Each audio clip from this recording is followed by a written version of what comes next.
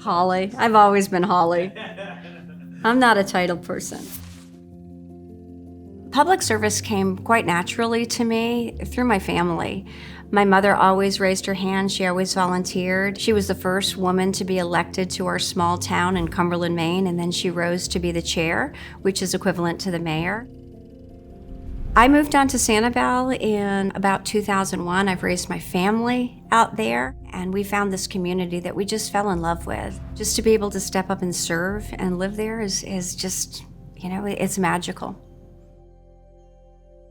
I remember when I was second vice president, and some of the questions that people ask are, what's your platform going to be? And you never know what your platform will truly be. Fast forward.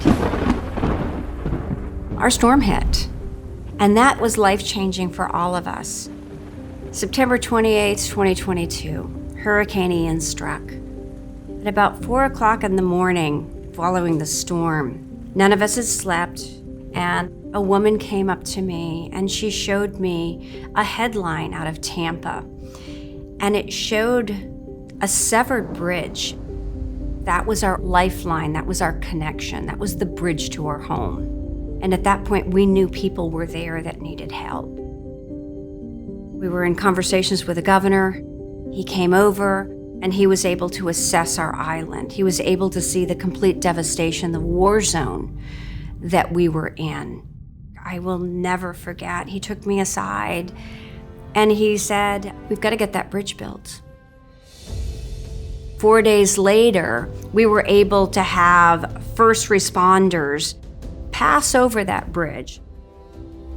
In 19 days, our citizens were able to cross. What it meant to me and what I saw was when you get the bureaucracy out of the way and you don't look at things in the eyes of politics, you look at things in the eyes of how we can help. It shows what we can do when we work together.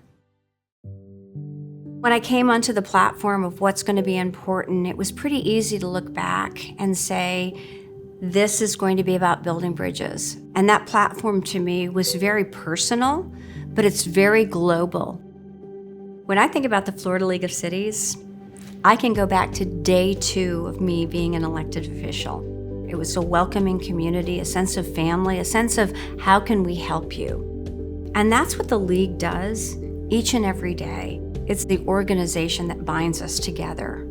When I look over this past year, I'm incredibly proud of what the Florida League of Cities has done and continues to do with the grant initiative that we put forward. We have the property tax toolkit, and I think that's a huge benefit to help educate the public, to help educate our elected officials on this very complicated issue that we're facing.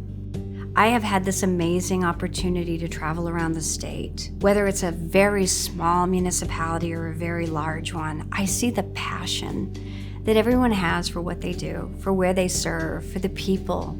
I look forward to Mark stepping in as our next president and Sarah Stokel coming in. I've been able to serve with them. These cities, towns, and villages are in really good hands. I want to thank my family. As you all know, my husband Jason did the introduction, and he loaned me for a year, and he said he was going to work on his golf game. You're going to have to ask him whether his golf game got any better or not. I'm not quite sure about that. To Zane, Savannah, my son Peyton, and certainly to my little grandson Archer, who I look forward to spending some more time with. Serving as president has, it's been something else. It really has been. I've never liked to define myself by a title, and then you realize how important it is to people, to young women. They say that you're never given more than you can handle, and I hope I've handled it well.